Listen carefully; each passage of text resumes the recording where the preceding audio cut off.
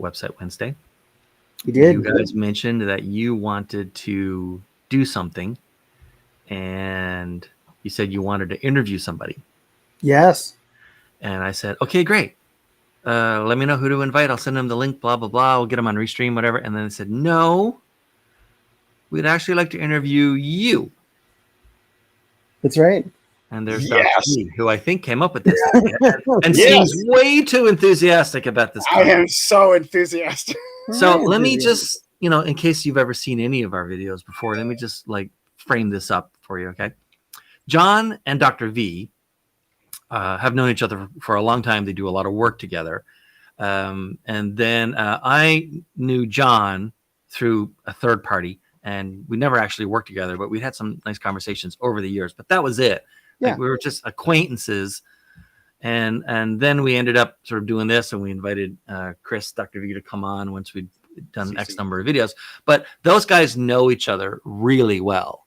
We do. But the same level of knowledge and experience doesn't exist between either of them and me. Well, that's not totally true. Well, we've never worked on a project or that kind of stuff. I assume you guys know each other a lot better than I know or you guys know. Yeah. But it's not a level of friendliness. It's just that, you guys have your own sort of business interest stuff, and we have mine. Unfortunately, we're adjacent in enough stuff that things are interesting. Right. But somehow, 70-something videos in, it had never occurred to, certainly not to me. And these guys are good for that stuff. They'll come up with stuff that I had not thought of before. Is why don't we, ask you some questions that are on our mind? And I said, well, why not? Who cares? Go for it. Caution to the wind. Wow. And so It does seem so atypical, Dean. I know, right? But it's been an incredibly crazy week. Our 90-minute long LinkedIn Live, YouTube Live thing last week about positioning and messaging and stuff. Well, I mean, a lot of work went into that, and then we did it. It's been a crazy week since then, with so many people following up with me and, wanting to explore it more and doing stuff and meeting so many new people. It's been great meeting so many of you who saw that and then reached out to me. We had our, a quick little chat, and all. It was fantastic. And it's been a week of, it's been super, super globally busy with me working incredibly weird hours all week long, sleeping, if I can sleep, very weird hours. And so it just seems like, let's go. Let's do it. If you're ever going to pick a week to do this, this is the week, because whatever. Let's go. That's right. Whatever. The week's not going to get any weirder than it has been right up until this moment. So you guys go right ahead. In terms of personal branding, the more we know about a person and their personality and some of their background, the more connections we can actually make with you, as well as you can make with your audience of. Sure. John, why don't you start? That's the hypothesis anyway. We'll see if it works. That is the hypothesis, the working hypothesis. Well, why don't we start with the elephant in the room? What got you into copywriting? What got you interested in it, and to the level that you're in it today? I grew up when I was a kid, up until the time I was about 15. The only job I remember him having, and he had it, I think, the entire time, or pretty much the entire time, my dad had, was the manager of a little bookstore. I grew up in a really small town. My town had 800 people on the east coast of Canada, the island of Newfoundland. You couldn't get further east and still be in North America than where we grew up. We didn't even get mail. We had to go to another town a few miles away that had 2,000 people in it, and they had a post office. By boat or car? By car. Okay. But, it's not like you didn't go out to the front of the street and grab your mail like I do here in my neighborhood in America. This just wasn't a thing, right? Yeah. It was like a trip to go get just your mail. I mean, there's nothing else down there to do. There was no mall or coffee shop or anything. You just drove to that town to get your mail and drove home. It was crazy. But my dad was the manager of the bookstore, and we were allowed to read anything in the bookstore as long as we didn't break the spine or otherwise damage the book so that it couldn't be sold. That makes sense. Right? And honestly, to this day, I still don't think I've ever broken the spine on a book. It's good. It's just a legacy copy paste artifact of my upbringing. My And so legacy I is would read fixing- everything. fixing spines as opposed to breaking spines. Yeah. Yes. So I would read everything. They'd go down into the little lunchroom, and I'd get from the little vending machine. And it was a very small store. Like if you're thinking it was a Barnes and Noble, no, it was like an eighth of the size of a Barnes and Noble. Okay. And there's no coffee shop or anything in there. That's not what bookstores were like back then. But I would get a little soft drink from the machine. My dad would give me like a quarter or something. I'd get a little bar or something.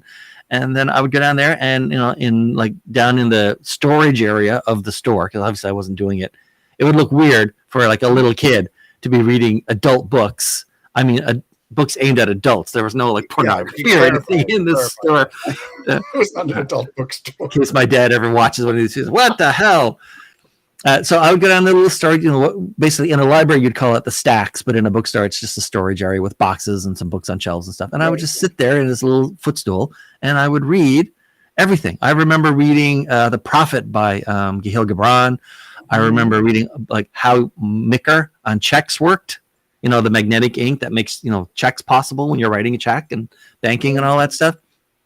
And I would have been like, I don't know, 9 or 10 when I read about checks. There was books about business models. There was all kinds. I mean, there's a general interest bookstores. There's anything you could think of. There was a book about it. And one day I came across a book on copywriting, and it was a mind bender for me. And it was very like kind of a cut and dried book, but just coming away from the concept of it, that you could write something that would get somebody to do something even years after you wrote it was, such. It's an overused cliche, and I hate cliches. So it was such like a shift in paradigm, a shift in thinking, that something like that was, and that people made a living doing that. That the next year, my parents bought like the little grocery store in our town, and all of a sudden, I had copywriting opportunities. They needed signs made, like phrasing, they needed all kinds of stuff done, and that's how I actually got started in copywriting. As I was writing for my parents' businesses. Great. How old were you when this when you had the copywriting revelation? I was probably like 11 or Wow. 12, and then when I was 14 is when they bought the store. Yeah. Hmm. Did you read all the labels on the products in the grocery store? Oh, I was one of those kids. I have we don't go into it very much, and I'm not going to go into it, but I have like a particular brain wiring that about 2.5% of the population seems to have. Yeah. And I was one of those people. Like I count everything. I once had a job during college, basically because like my girlfriend, his family owned the business, but it was like basically it was like selling ice cream, but instead of a truck, it was like a bike. You just did it for like a few months over the summer.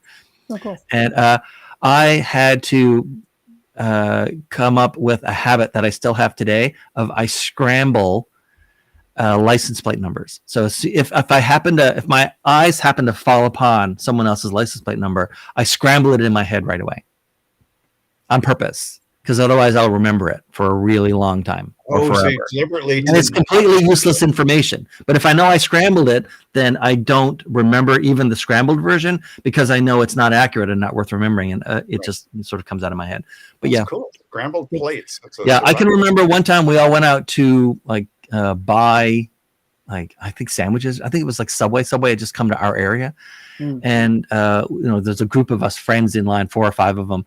And we all just one by one, and then they sort of then they would call out your receipt number, and that's you give them your name to say, okay, receipt number, blah blah blah, and you'd go up and your sandwich and meal was ready, kind of thing, right? Mm-hmm. And months and months later, I was in university, and one of the sort of like hangout rooms that you have there, and one of the people who was in that group from months earlier had decided she was going to clean out her little, I think women call it their wallet, right? Like the little one that sort of opens almost like a V, and and she said, "Hey, look, this is from that meal." And I said, 452. I said, 452. And she said, "No, it came to $9.87. I said, "No, the receipt number is 452. Yeah. So much stupid stuff. My wife says that my brain is like the Roach Motel for trivia. Like it checks in and it never checks out. Never Yeah. checks out. That's I- great. But as a copywriter, it's fantastically useful because I have a very enormous library of sayings and concepts and stuff, and it's all just sort of stored in there. and I'll read something and say, oh, I know, I heard that on a podcast from 4 years ago where someone made an offhand comment, and that concept would fit perfectly here, and it works out great. Cool. Mine is only numbers. I can do that, but it's only numbers. Yeah. So yeah. So I know what you mean by that. So what was your first entrepreneurial activity? Your first thing that got you started? One Christmas, my parents gave me like a shrunk down version of a boombox, I think you'd call it today. It wasn't like the same shape as a boombox, but it had a handle and stuff. Yeah, okay. And it had a radio in it and a cassette option. And I would record songs from the radio. This is back in the day, right? And then I would write out the lyrics and sell the lyrics to people. I was in elementary school. Wait, no, I think I was in first year of middle school. It's like 7th grade. Oh, interesting. And I would charge them like $1. Yeah. So they could sing along to their favorite songs. Wow. Huh? That's very innovative. Yeah, it's very labor intensive, but you get to sell the same song over and over for a while until people just start sharing it. Right. Also, it's a massive copyright violation. But hey, I was in 7th grade. I don't think I was going to end up in jail. So. Well, plus, would Canadian law have caught up with you if it was from ASCAP? I guess. And most of those songs are from America. Canada doesn't care what happens to American songs. They don't care. So yeah, that was my first ever venture of making money. That's great. So then did you put things on the back burner when you got into the workforce? I mean, you've had different jobs. What spectrum of jobs have you had? I was a software developer. Essentially, at the same time that the copywriting thing started with my parents' store, I also, a few months prior to that, got my first computer. In fact, back then, there were only like a few of us that had computers. I mean, it was a pretty poor area of North America, first of all. But secondly, it was like, that time. So, I mean, my computer had to be hooked up to a TV. So you'd have like a monitor, that kind of thing, right? And so at the same time, both of those things happened. All three of those things happened. We moved so that we could own that store, and the copywriting started, and my first computer. And so I started like writing code. And so for my whole life and my whole career, I've been in tech and writing code or running big software projects or whatever. And at the same time, I've usually have something on the side where I would do copywriting or speech writing or webinar writing for people, various clients. But it was always sort of, hey, I heard about you, so-and-so, who did so-and-so. That's actually how John met. Like someone that I was helping someone do a webinar, not even writing for him, just sort of helping him. And he got me from another group, and that got me from another group. And that is just sort of get passed along. But I'd have like 1 or 2 clients per quarter maximum. It's only in the last 2 years that I've been doing this full time. So what was your first computer? It was it was a TI 99-4A. Oh. Texas Instruments 4999/4A. You got an Apple IIc. Yeah, you were one of the rich kids. Yep. Your dad was a doctor, not the manager of a small bookstore. Chiropractor charged people $2.50 an adjustment. Yeah, we were rich. So, but yeah, that was my first computer. And then my second one was a Commodore Amiga, I think, or Commodore 64. No, I think I never had the 64. I think we started at the Commodore 128. Fancy. Yes. Were you self-taught in coding, or did you take classes in school? No, I was 14. There were no classes for 14-year-olds. There were no computer classes where I grew up, man. That just wasn't a thing. So yeah, no, I would use magazines and books. And with magazines and books and not having the internet is that if there's a mistake in the printing, you're like on your own to figure out why your code won't compile and run. All right. You always want to get at least the second edition so that they could, like, in the back show the errata. Okay. Sorry, but on this page, on this line, that should have been a, semicolon, not a colon or whatever. So were you a good student in school, or nerdy, or just sort of on your own? I never liked how things are organized, even to this day. I always want to reorganize or optimize any kind of system I'm in. So on the one hand, I was always in sort of like the gifted group of students, but on the other hand, I never really worked much at it. There were always people, I think, who had better grades and stuff, and they deserved it. They worked more at it. I didn't work at it. I didn't have to work at it. Right. I was always doing my own thing. I was always absorbed in my own thing. The number of times I got sent home, not sent home, well, I mean, I lived too far away from school to ever be sent home. I had to be bused everywhere the whole time because of the distances involved in living in an isolated place. But Sent with a note. yeah, sent with a note, like he's not paying attention. Like I remember once in 4th grade, I got a really scathing letter sent home because the teacher was just, I don't know what she was talking about. It was really boring. So I was reading the biography of Abraham Lincoln during math class or something. Because I just couldn't be bothered with the stupid stuff she was talking about. And it was an interesting book. Because you already knew it. Yeah. Or it was easy to pick up. Yeah. So were there any particular subjects that you weren't good at? Not good at. I didn't have any subjects where like the grade lagged very far from the others. No. Okay. I wasn't, I don't think, a standout in anything that didn't involve anything that involved the English language. Like I was stellar in that. And everything else was just sort of like, good. Yeah. Right? Not like, well, why aren't you doing better in this? I mean, I got lots of why aren't you doing better in this, but I could look at it and say, I'm doing better than virtually everybody in this little tiny school. So what's your problem? Right. How many students? So I can read my book. Well, how large was your grade? How many students in the school? From kindergarten through grade 6, there were probably like 180 students in the entire school. Wow. Mm-hmm. So you didn't field a football team? No, definitely not. No. Okay. Mine wasn't much bigger than that either. Yeah. Where I grew And up. then the transition to 7th grade, it was a 45-minute bus ride each way from my house to get to school. Oof. And that's not with like, I was one of the last stops before it opened up full throttle, the bus, I mean, Yeah. and like went up there. It had already, it's not like it was 45 minutes because they kept picking up someone every minute or so. I was one of the last stops, and then like it was a straight shot. It was 45 minutes for me. It must have been an hour, maybe 75 minutes for some of those kids if they were at the beginning of that pickup route. Wow. It also meant I was coming back. I was one of the first ones to get dropped off. Mm-hmm. So that was nice. But still, that's 90 minutes a day for years and years and years and years and years, because the next school I went to wasn't really that far from the high school, wasn't that far from the middle school. So it was always 45 minutes to an hour each way. That's like, to this day, I hate commuting in all its forms. Yeah. How did you occupy yourself? Did you think a lot about different things that you were going to be creating copy in your head, or were you thinking about, You mean on the bus? Yeah, on the bus. On the bus, I would mostly read or look out the window and count anything to count. Telephone poles, houses, the painted stripes. I spent a lot of time counting painted stripes on the I road. used to do the same thing when I was a kid. I would look at the painted stripes in the road all They're the kind of time. mesmerizing after a while. Yeah. Yeah. That's really funny. No, I never needed to also, you can't really write on a school bus. I mean, it was a full school bus. There were 3 kids in every seat. Yeah. Right. You can't write. It's too bumpy. And then people hitting your arm and all that kind of stuff. But yeah, I think that's where I started. Like you would never, ever, ever want to take a long road trip with me ever.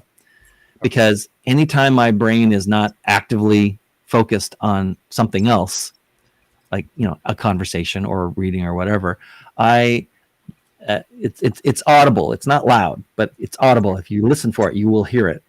I'm workshopping language. I'll say like the same sentence or the same paragraph over and over and over again, trying different words, different speeds, different cadences. I'm not trying to do it. A lot of times I'm barely aware that it's happening. Mm-hmm. This is not But like I'm rewriting and workshopping language all the time, slightly out loud. This is not like driving on a road trip with Rain Man. I've seen that movie twice. I don't remember what Dustin Hoffman was doing in there, but it's not. I'm basically having a conversation I'm having a conversation where you can only hear my part of it, right? And there's an avatar that I talk to. Oh, cool. And I have like an impression or a feeling of what the reader, who the reader is, or what they're going through and what their context is.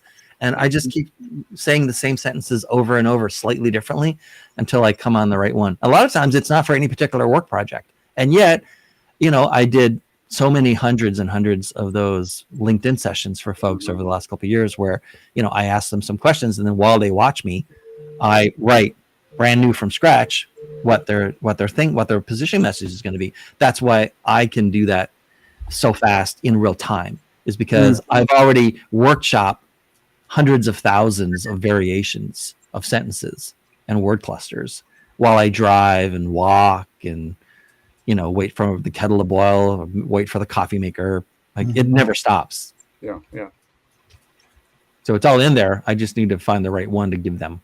It's stopless copy. Yeah. Wow. So you're deeply steeped in copy. Were your ads and your copy that you had for the grocery store, were they successful in bringing customers in? Oh yeah, they were really great.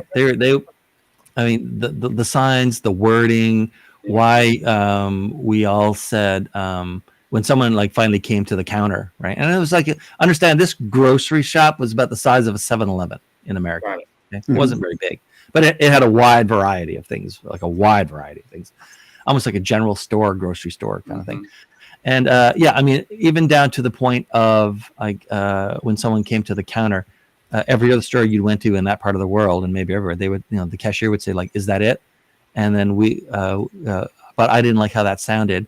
And so I talked to my dad and we went back and forth on it and we settled on, is this everything? Today, the people ask you like, "Did you find everything?" That's a ridiculous question in a store the size of a 7-Eleven. Right. But like, will this be everything? Or is this everything? Right? Everything is so much better than it. Right. There were like hundreds and hundreds of tiny, tiny little changes like that cumulatively made the shopping experience, I hope, better and more useful for everybody. Yeah, I think so. Great. Yeah. So what was your first job out of college and kind of the progression to where you are now? What was my first job out of college? I worked the whole time I was in college. Okay. Like I had at least one job and oftentimes two. Okay. The whole time I was in college for my undergraduate. Okay. And then when I got out of there, I think I did some work for political campaigns. Okay. And helping them sort of with phrasing and how to say stuff and what people on the phone should say and that, and some input, some, not much at that point, some on their speeches and that kind of stuff. Mm-hmm. And then I ended up, I worked on my own, helping. With two friends, I started a small company. Basically, It was like house call based IT support for small businesses. And we did that for a couple of years. I sold my share of that to them. I started another thing with a couple more friends. And then a year later, I sold that to them. By the way, when I say sold it, it's a very modest sums of money. Like I'm not like a serial entrepreneur making millions every time. I mean, it was very modest amounts of money. Founder of Geek Squad. Very modest. And then after a few years of that, I went back to, I applied and got into a private program. I think it was like a year and a half program. That was like a more advanced computer programming kind of thing. And I had to move away to go do that. Okay. And I think you had to write, sometimes I was just like snarky for stuff. Right. And you had to like write a letter about why you were qualified to be in this program. And my letter was just one sentence. I wrote the word processor that I'm typing this sentence in. You sound like a friend of mine. Instead of using like Microsoft Word or something, I said, I wrote this word processor that I'm now typing this sentence in. Yeah. That's it. That's my whole thing. That was my qualification. Yeah. I had a close friend of mine who did something very similar to that. Yeah. And now he's a big CEO at another company in the tech space. And very similar. I wrote a series of games. I created this, at the time, the big DVD players were popular, and he did an architectural thing on Laserdisc and all of this stuff. And it was it's pretty cool when you can do that. I remember someone interviewed when I was working as a software developer in Florida. There was a guy who came in and he taught, we had an opening, and he was like an older guy, older than most of us. And as part of the interview, they said, so like, have you done any thing that you worked at Microsoft? Have you worked on anything that we've ever heard of? And he said, Yeah. So I mean, back then, it was, you could easily go to a DOS window, right? We didn't even call it a command line window. It was just the DOS window in Windows, right? Mhm. Windows 95 or whatever it was at the time. And he said, like, run MSD or MS-Diag. It was like the diagnostic tool that they use in Windows. And he said, like, go to like about, like help about. And like his name was there. He wrote that. Oh wow, I said, that's awesome. That's awesome. That is pretty awesome. I've used this thing. And now I know the guy who wrote it. That's awesome. So, what was one of the most memorable jobs that you've worked on, or memorable projects that you've had? Probably I was the project manager for some stuff that's used in the cable industry in America now that nobody really likes. Like, we figured out how to do caps, or what the industry euphemistically refers to as thresholds, on your broadband. So like when Comcast says, you get a gigabyte of X, or Charter says, you get like, whatever, 1 terabyte of bandwidth per month. Like, we figured out, we reverse engineered and then built for the cable companies how to do that. Yeah. You think it's very easy. It's actually not, because none of the cable modems and equipment stuff that were being used at the time had ever been designed with that in mind. There's a lot of like math and collection involved in sort of like retroactively figuring out how much bandwidth or broadband someone had used according to their threshold. So it's you I can blame for my cap while I'm trying to. You got it. Yes. Yeah. We figured out how to do that based on the existing equipment, and of course, and how to charge people. Yeah, sure. Right? Including how to charge people, how much to charge them, and then send that to the billing system, and it was all automated, and other things like that in the cable industry. I probably, mostly from coincidence, but I was the project manager that worked on quite a lot of that stuff. Sorry, everyone. So you had the pause in the pause of my broadband. There you go. There you go. Right. Or if you have phone service from your cable provider, depending on who it was at the time, like, we were the ones who figured out how much you should be charged for every long distance call, figuring out where the call began and terminated. Was it an international call? Did you call a landline or a mobile phone overseas? Sure. What plan were you on? What was included in your plan? And then finally, like, to tell the billing system, here are the details and here's the summary and what this person should be charged next month. So we worked on the voice stuff. We worked on measuring what people watched on TV, like actually measuring everything that they watched on TV, not like Nielsen, where they take a sample of a few hundred households, but literally everything everyone did, watching regular TV, not streaming, regular TV with your cable box. I wasn't the project manager who was involved in like the creation of that. I was a project manager and sort of took it, once it had been stood up, taking it to like, its next iteration. All kinds of cable industry stuff. But really the pivot point for all of it is I belong to a Toastmasters group. If you guys know what Toastmasters is, Sure. It's like, in case you don't, it's a nonprofit, or that's been around forever. They like a club where people go to practice or even just start becoming good or less uncomfortable at public speaking. And I was in this club in a place called High Point, North Carolina, which is part of like the greater metro area that I live in. And some of the people in the club, they were professional speakers. Like, they belonged to advanced clubs, but also like this little club I was in. And they came to me one day and they talked about a problem they had where they didn't want to. The real problem, in the workshop we talk about, like, if the person that you're trying to talk to was brushing their teeth, how would they talk about their own problem? Right. And the problem they wanted, the brushing the teeth problem, was, I want to stop traveling. I want to get off the road so much. Right. But the way that they phrased it is, we try to do webinars and, training stuff and having, like consulting or training businesses. Most professional speakers, 99% of professional speakers, where they say like that's their main profession, 99% of them do not make $100,000 a year. I don't mean $100,000 per speech. They don't make $100,000 per year. No matter how many speeches they're doing. Right. So most of the ones, they either like are, they have a partner, a spouse that, evens out the revenue stuff, or else they have or in addition to that, they might have like a side business. They have a little consulting gig, or they have like a training business. Anyway, they were having a lot of trouble dealing with webinars because the way that they would phrase it to me is, on stage, we feed off the energy of the audience. We're making snap decisions. I told this joke 5 minutes ago that didn't land, or I told this story, but they didn't seem to like that. So I'm not going to tell this other one I would normally tell because that one didn't. And they're making all these decisions. They have their set speech, but they're making small interior decisions in real time. I said, but they said in webinars, it's like we're just talking into a void. And to them, I was the technology guy, right? Because I've been in tech my whole life. And so they said, like, can you like figure out for us how to make this like better for the audiences and useful for us? And I walked away for a while, and I thought about it for a while, and I thought about it for a while. And I came back to them and I said, you don't have a technology problem. Essentially, everyone has to use the same tools anyway. It's not like there's $1 million version of PowerPoint that the very best presenters use, and that's why their stuff kicks ass. I said, basically, it's a very different medium, and it's unique to itself. It's part public speaking, it's part infomercial, it's part radio play, because a lot of people just listen to webinars instead of watching them. I said, what you have is an audience attention issue because you don't know how to structure your content for audience attention in this medium that's different from all of the other media that you're delivering your content through.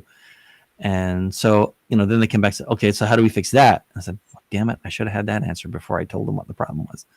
So then I went away and I spent a good amount of time figuring out how in a digital live video kind of environment where a lot of people listen instead of talk, how business people and professional speakers and whatever could pitch and sell and inform and entertain in that kind of medium.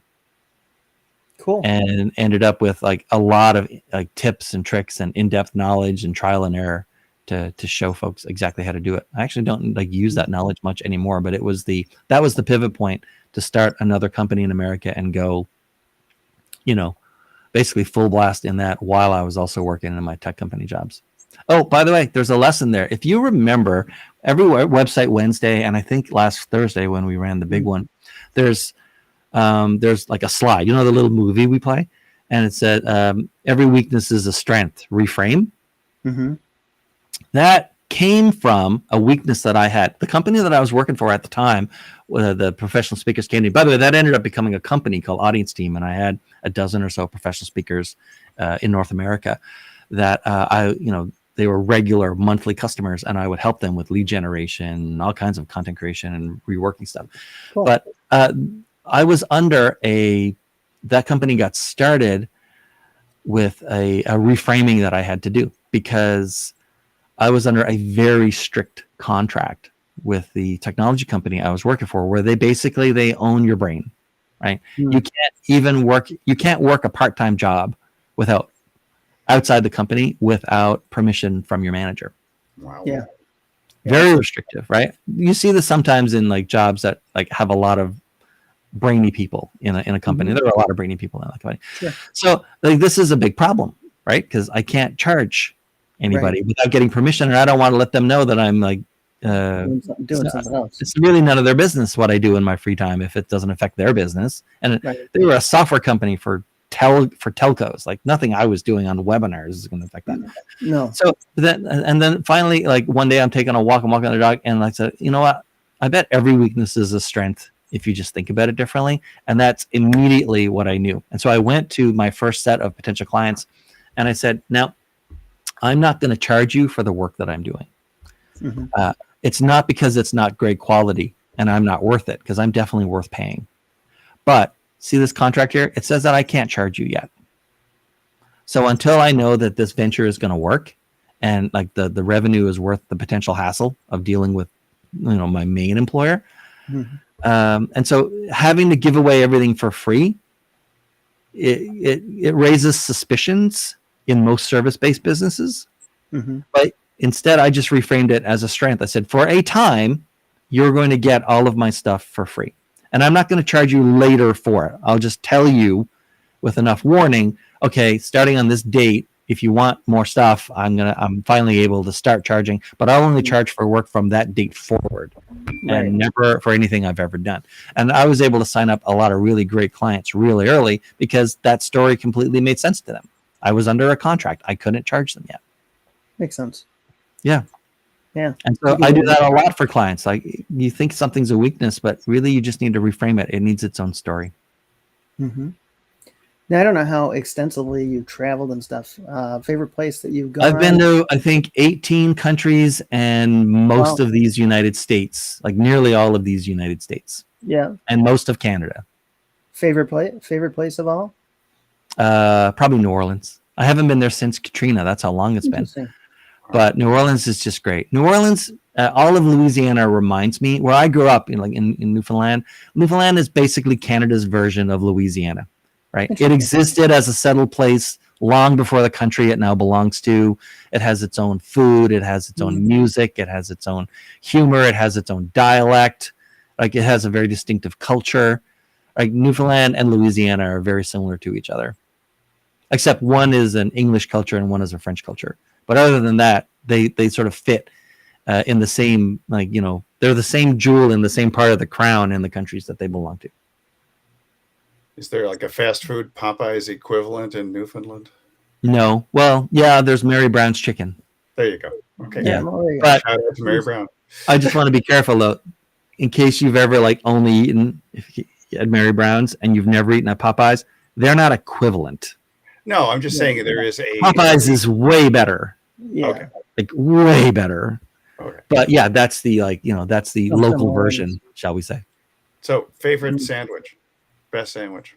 Favorite sandwich? Yeah. I do not have a favorite sandwich. You don't have a favorite sandwich. Okay. I do not have a go-to sandwich. Which do you prefer, apples or orange? Apples. I eat a lot of apples. I love Good. apples. There you go. All my life, I've eaten a lot of apples. That is the correct answer. Okay, then. Good to know. Yeah, apples are good. Phew, that was close. And I used I to had a grow 50% apples. chance of getting that one wrong. Do you have any recreational activities or hobbies or anything, or is your brain just too busy to? Yeah, it's too busy. I have, other than the only, there are two that, but I can only do one. So I like movies and the TV equivalent of movies, which is to say, not a movie that's on TV, but like a limited series or a really high quality kind of series on HBO or whatever, right? And the reason I like them, and I mean, I don't just like them, I like them. Like, I'm the guy who watches the show and then watches all the videos on YouTube about the show and watches the videos about, like, how they constructed that story, and the video about all the Easter eggs and stuff you didn't notice. Movies are and high quality TV series are one of the few things where my brain can get deep into it while I'm doing it, and so I don't have to think about other stuff. And then there's really involved video games, but I can't play them anymore. Gotcha. I have a leading indicator or a lagging indicator maybe around video games when I start making spreadsheets about the game and really getting into the minutia and exactly what are the ballistic characteristics of this gun versus that gun based on how it's been rolled in the menu and all. It gets too overwhelming, and it's not overwhelming. It's just I get too deep into it, and hundreds of hours will go by. It's the rabbit hole beneath several different rabbit holes. Over the course of a year, I once played a video game. And I had maps made, I had spreadsheets, I had all kinds of stuff. I spent 1,000 hours in 1 year just playing that one game. Wow. And that doesn't include all the videos I watched about the game and other people playing the game and all that other stuff. That's just playing it myself. And you know how many hours you spend because the game tells you how much time you spent in the game. It's one of the it's one of the games you can only play online. And so I was like, I can't play those anymore. I might dip into it for a long weekend, but only because it's a long weekend once a year. And then the weekend's over, so I put it away. I mean, I thought you were going to say something like my favorite hobby is skeet shooting or something. I don't know. No. It's like shooting, and that's a very American thing. It's so easy and great. Yeah, but I enjoy target shooting and stuff, mostly for handguns, and go to a gun range, but I don't do it very often. Yeah. But I really like it, but I don't do it very often. That's an expensive hobby. Archery or that's a very expensive hobby, right? Now, especially, yeah. Yeah, when I started, a 9mm round might cost 7 or 8 cents, and now, now forget it. It's way too expensive. It's like the cost of so I like that, but it's too expensive. And I've done lots of things. I've done skydiving. I've done a bunch of stuff, but I, the movies tend to be where I land. Right. Also, I used to travel an awful lot. Yeah. So it's one of the few hobbies where, if you have movies, you just load them on your computer or your iPad or whatever, and off you go. And so it's one of the few hobbies you can do if you're traveling 3 days a week, 50 weeks a year. Do you like traveling for recreation or like No. international traveling? Nothing. Okay, there you go. No, I don't like traveling at all anymore. Got it. It's just kind of too much, right? Yeah. Although, I mean, some trips are nice, but I mean, my wife and my kids are way more into it than I am. But I think we talked sometime like last week or the week before where, I love McDonald's. By the way, John, you remember that video we did about that crazy sign at my local McDonald's that I hated so much because it was so terrible? They've changed the sign. Not because of anything you or I did, I'm sure, but the sign's been changed. But they fixed my daughter took a picture of it the first time. She says, "Hey, they changed the sign."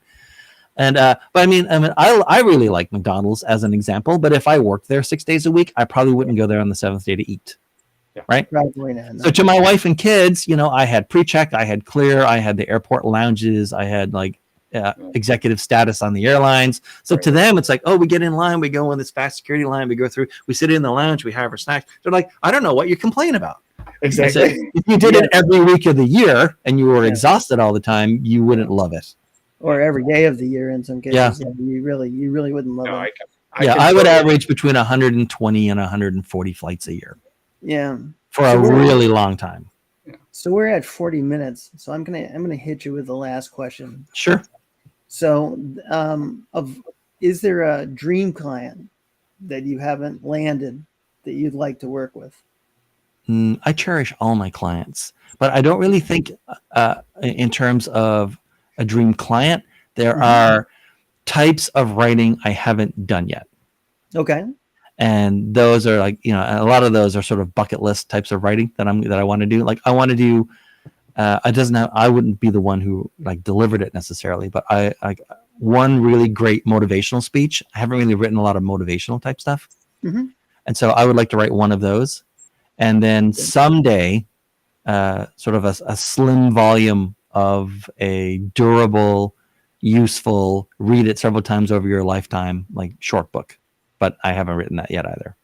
Okay. I thought you were going to say grocery store product labels. There you go. Oh, if only, right? I mean, that's I don't even dare to dream about that. Cereal boxes. Cereal boxes. Yeah. But I mean, I really can't stand most of like it's a joke at my local like credit union because I have to go there like a few times a month, right? They always have the screens behind the tellers, and it's always like whoever's doing their copywriting, it's just like I want to strangle them because it's like they come so close on almost every tagline and a headline, and yet they miss it by a mile, right? By the time it lands, and it's like every time I'm looking at them, I'm like saying out loud what the headline should be. Like rewriting it in real time. So it should be that. It should be that. This is bad. Like, and the tellers know me by now. They just kind of put up with it. They know I'm the local weirdo who like can do all that stuff on the fly. Yeah. But yeah, it's hard to read most other copywriting these days. I can imagine. Well, thanks for being such a I'm good sure there are people who read my stuff and hate it. So it's fine. Well, we've actually been influenced. John and I were both talking the other day. We've been influenced by you. We're making things shorter and shorter.